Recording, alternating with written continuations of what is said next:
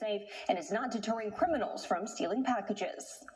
They just want the ability to prosecute a felony where a felony is appropriate. Harsher penalties for porch pirates could be on the way. If the items stolen don't add up to more than $1,500 in value, then it is just a misdemeanor and is typically not prosecuted. Georgia House of Representatives voted to change that. They passed a bill that would make porch piracy a felony. Representative Bonnie Rich is one of the bill's sponsors. She says the legislation came at the request of the U.S. Postal Inspector. The inspector has been inundated.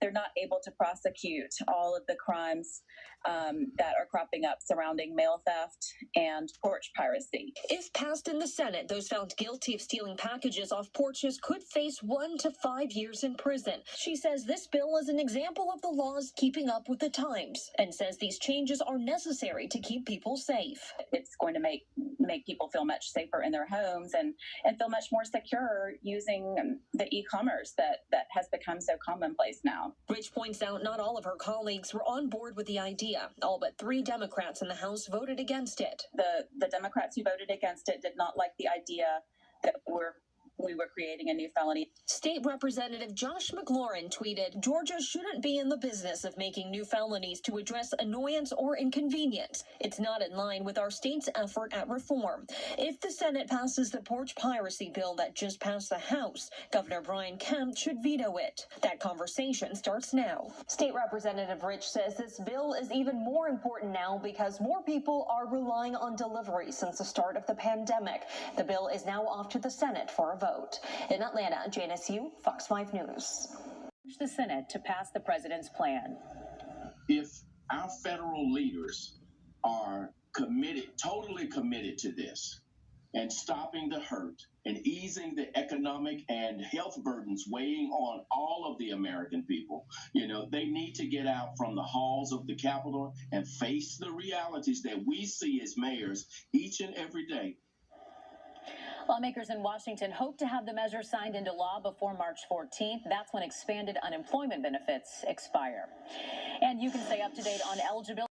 Doses to ensure low-income communities get access. The only constraint of us providing more vaccine to more people in a much quicker and expedited manner and also an equitable manner is manufactured supply. The Department of Health and Human Services has also ordered states to make teachers and school staff eligible for vaccinations.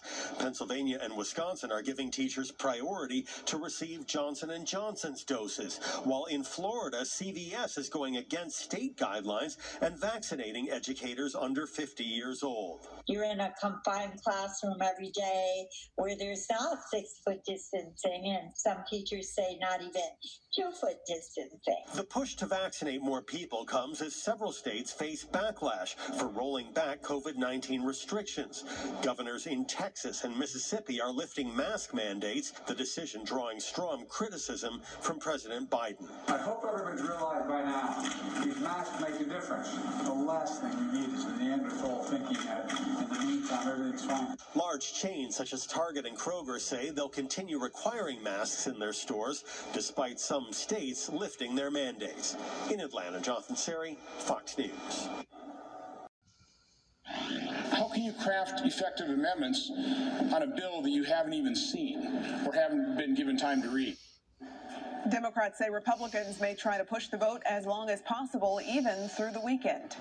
U.S. Senator Raphael Warnock says he wants to expand as he supports extending and expanding the child tax credit and the earned income tax credit through President Biden's relief bill. He says the goal would be to provide more direct relief to Georgia families affected by the pandemic. While the senator insists the tax credit expansions should be part of a permanent policy, the U.S. Senate will begin debating the relief package once it has been read aloud in its entirety. A final vote could come later this week. Meantime, at the state capitol, House Speaker David Ralston has proposed making Georgia ID cards free for all residents.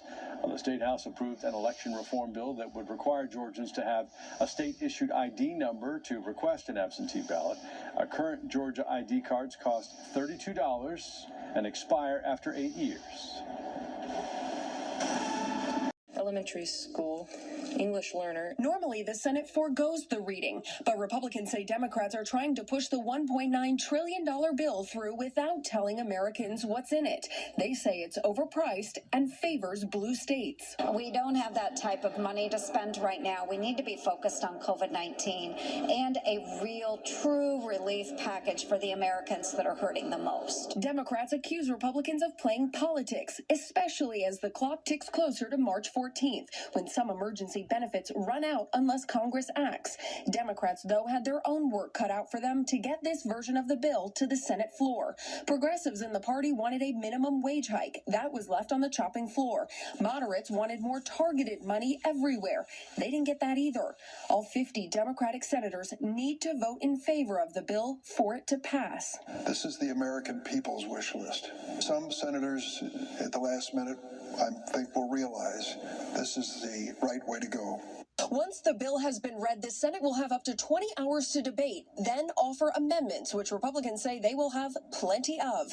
In Washington, Lauren Blanchard, Fox News. They feel the bill contains too much that's unrelated to the COVID-19 pandemic. The full reading took nearly 12 hours. Later this hour, we'll have more from Washington on where the relief plan heads now. U.S. Capitol Police were prepared, but threats of another attack on the Capitol didn't play out yesterday. Still, police plan to maintain increased security there. The Associated Press reports that the acting chief of U.S. Capitol Police has asked Congress to allow National Guard troops to continue to protect the building and lawmakers for another 2 months. We're learning more about the COVID-19. Why does everyone in the United States have to pay for a tunnel in Silicon Valley, California? That's in that stimulus package. It ain't related to no virus. Get it out of there, Pelosi. Good God, waste money. Used to be inaugurated in years past. Fox News' Ray Bogan has the very latest. Increased security can be seen all around the Capitol complex as police and the National Guard are prepared for a specific threat March 4th through the 6th. The House finished its business for the week Wednesday night, partially due to security concerns. The Senate remains in session to work on the coronavirus relief package. I'm confident the security is adequate to make sure we can get our work done. The immediate increased security posture comes as law enforcement and Congress make plans for the future. Fox News has exclusively obtained a draft copy of the U.S. Capitol security recommendations. It calls for a quick reaction force available 24/7, 365, hiring 884 more officers and personnel for the Capitol Police, and an integrated and retractable fencing system. The U.S. Capitol Police are also asking the National Guard to stay for 2 more months, but with fewer troops. We have to have what we need when we need it and in the numbers that we need it. Fox News also obtained a report from FBI's Norfolk field office that was sent out the day before the January 6th riot. The report mentions calls for violence, but not the possibility of a breach of the building. FBI Director Christopher Wray testified Tuesday the information was sent out within an hour of receiving it. It was, as you noted, raw, unverified, uncorroborated information that had been posted online. Because the information was unverified, law enforcement was instructed if they wanted to act on it, they had to coordinate with the FBI. In Washington, Ray Bogan, Fox 5 News. With armed robbery and 2 counts of aggravated assault. We turn now to Coweta County, where police have released new information in a murder case. We first told you about it in December when a body was found in the trunk of a burning car. Well, tonight, as Fox 5's Doug Evans reports, police have named a suspect. Investigators here in Coweta County tell me that the man they are looking for in this murder case is 28-year-old Garfield Sewell. They say that Sewell was identified very early in this investigation as their prime suspect, and he has been on the run ever since that burned car was discovered here in Coweta County. Firefighters were dispatched to a car fire on Poplar Road in Coweta County December 20th. They made a gruesome discovery in the trunk, the body of a man who was later identified as 33-year-old Miles Steedman of New York. Through medical examiners, they pronounced that he was deceased by means of 2 gunshot wounds to the back of the head. Investigators say the case came together quickly and they charged 66-year-old Ely Frank Boyd with arson, tampering with evidence, and concealing the identity of a death. They believe the triggerman was Garfield Sewell. They say they believe Sewell shot Steedman at an apartment complex in Union City.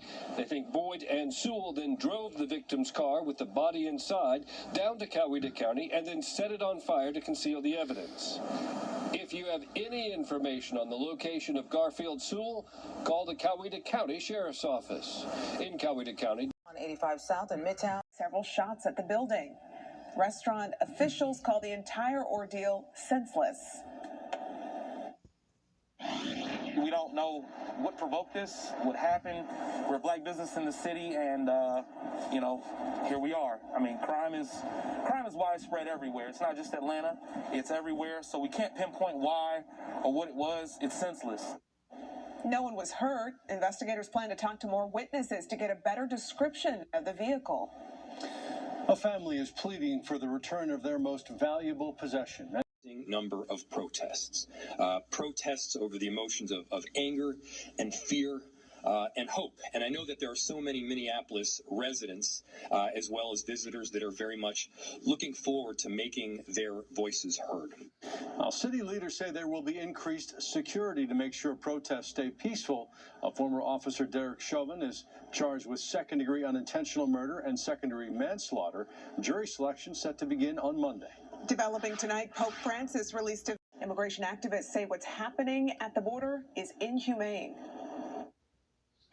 They are human beings dying, and we can blame it on the rain or whatever, but we have to be very specific. This is the consequence of inhumane immigration laws. 10 of the 13 people who died have been identified as Mexican citizens.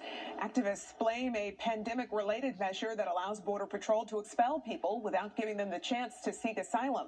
They claim it leads some to try and evade authorities instead of surrendering, sometimes with deadly consequences.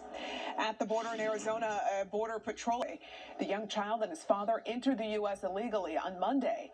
The father strapped the boy to his back and went into the canal to try and cross it. But soon the current took them. One agent got out of his uniform and jumped into the water to save the boy. Other agents and nearby civilians helped pull the father to safety. House Democrats have passed the most ambitious effort in decades to overhaul. Return our son's ashes to us, because that's what we had left of him. That was it. A father, helpless. Words cannot describe the pain and emptiness Benjamin Benton and his wife feel. They are desperate to find their 6-month-old son Wyatt's urn. The couple was moving across state in their U-Haul and stopped at the La Quinta Inn off I-20 in Covington Tuesday night. They woke up to find the U-Haul gone. This is hotel surveillance video of the theft. It's beyond devastating. I mean, I can't even put into words how I feel. It's awful. But what makes matters worse, Wyatt's urn was the only thing that had value to them. Wyatt was born premature at 24 weeks. Benton delivered him at home because the couple couldn't get to the hospital in time. They tell us Wyatt lived 6 months in the NICU. The last month he was here, he was in hospice, and it was hard to watch, your child go through these things, wishing every day that you could take their place. Fox 5 has learned thanks to a tip from the community. Atlanta police officers found the vehicle abandoned near Forest Park Road early Thursday morning. Officers then spent all day going through this mess left behind but found no urn. Covington detectives even went back to the scene where the U-Haul was dumped in hopes of finding Wyatt, but that didn't happen. I'm sure a lot of people that's viewing this have lost a loved one, and they understand how important it is and how heartbreaking it is when you suddenly just lose that loved one again for the second time. Patty Pan, Fox 5 News. See that scooter way up there in the sidewalk? On the other side of that telephone pole? That sidewalk ain't wide enough to have a scooter on it.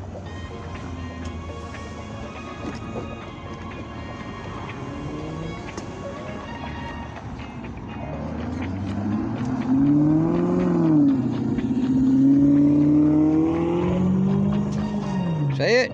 Ain't enough room on that damn sidewalk. I have no scooter.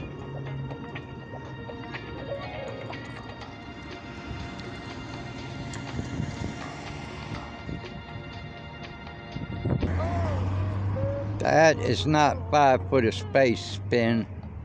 They need to come and remove these scooters from this sidewalk.